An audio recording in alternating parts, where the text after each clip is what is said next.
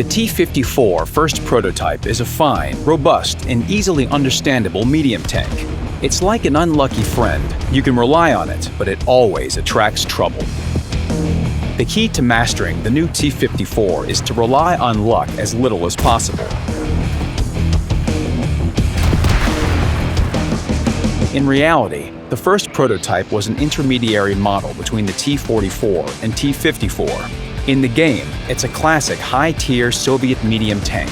It has moderate armor, moderate mobility, and a moderate gun. It can rush in from the flank, cause damage, maybe take a few hits, and slip away. If you make a couple of mistakes, it's not a big deal. Unlike some Soviet mediums, this T-54 is relatively forgiving. Versatility is what makes the high-tier vehicles of the Soviet branch so attractive. And now, there's a premium tank for you to train your crew with before proceeding to the popular Soviet Tier 10 medium tanks. Of course, the first prototype has its notable features, but its gun is definitely not amongst them. It's no worse than its allies, but also no better. So let's give it a go. Here's the legendary Type 59, a worthy adversary. To ensure a fair test, the target is placed 200 meters from each. To keep it interesting, they'll be accompanied by a Super Pershing and an AMX CDC, shooting at the menacing E-100s. Their guns have a very similar armor penetration and cause almost the same damage. Their armor penetration values of 175 and 181 millimeters are just enough to penetrate the E-100's side with its tracks and side skirt, but with an average damage value of 250, it will take them a while to destroy it. That's not surprising though, it's a Tier 10 heavy tank. In 1 minute, the first prototype has fired 7 shots. However, the CDC has fired more. The Type 59 has managed only 6 shots. At last, the first E-100 is destroyed during the second minute, but anyone can hurt a poor German heavy by shooting its side hull. What if they shoot it in the front? No luck. Their AP shells don't have sufficient penetration, even for the lower glacis plate. It seems that the new E-100 isn't as helpless as the last one. Time to switch to APCR rounds. With 235mm penetration, they punch through the lower glacis plate like darts through cardboard. After 2 E-100s have been destroyed, we can compare the results. It looks like the first prototype's accuracy is even higher than the Type 59's, and the vehicle's official stats reflect this. Now, the third E-100. This one looks less confident than the previous ones. Hold on, why is everyone shooting except the T-54? The E-100 is almost destroyed. The T-54 is out of ammo. The T-54 fired all 34 rounds in less than 5 minutes. Will the T-54 lose out to the Type 59 in such an awkward way? But the gun of the Chinese tank goes silent as well. It has fired the same 34 rounds of ammunition. The German tanks can breathe easy now. Well, the first prototype destroyed 2 full HP E-100s, along with the other tanks. Its gun is far from perfect, but it's typical of many Soviet guns. It's inaccurate, and the average damage per shot is low, but the damage per minute is quite good. There's also a myth that Soviet vehicles hit their targets without aiming. Joking aside, this gun type requires aggressive use. This is what the other parts of the vehicle are needed for, and where its peculiar features lie. The first prototype leans more towards the style of a heavy tank. It's more armored and a little bit slower than most medium tanks. Its engine is quite weak. With 520 horsepower, the T-54 can accelerate up to 44 kilometers per hour according to its credentials, and up to 35 to 40 kilometers per hour in practice. Its speed may be low, but it's very agile. A couple of circles at 42 degrees per second will give you motion sickness.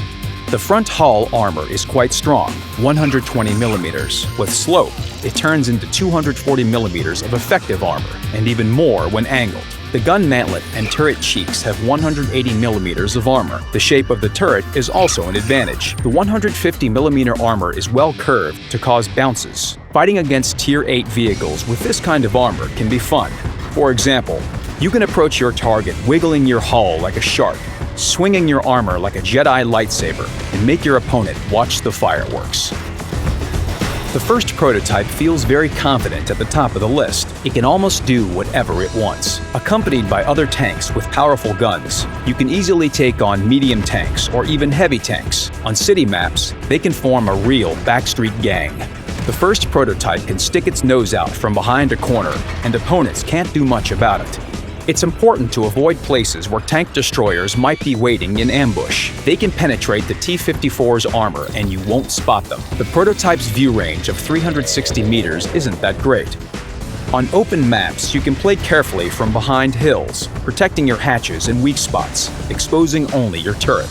But the gun mantlet could be sturdier. Getting hit here will sometimes cause damage.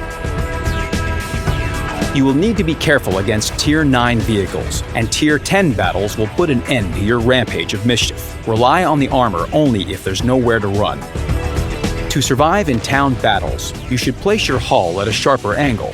Your armor will be fairly effective against medium tanks, but both front hull and turret can be easily penetrated by high-tier heavy tanks and TDs. That's why caution and cunning will be your main defense for the first prototype.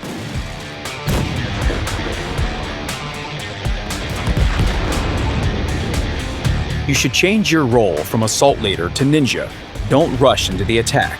You need to learn how to hunt down and catch the targets with the thinnest armor.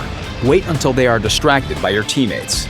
It's best to attack vehicles that appear at the bottom of a list, just like you, but also French vehicles and other fast vehicles with thin armor.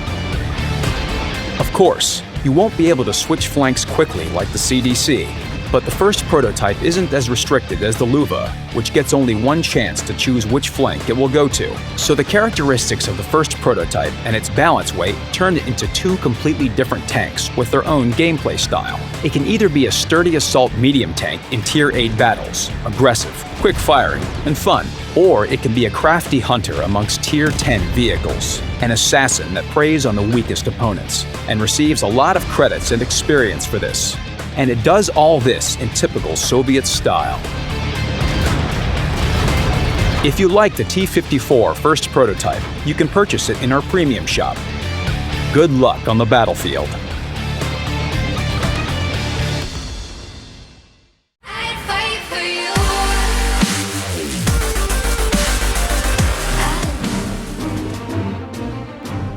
Бой начинается.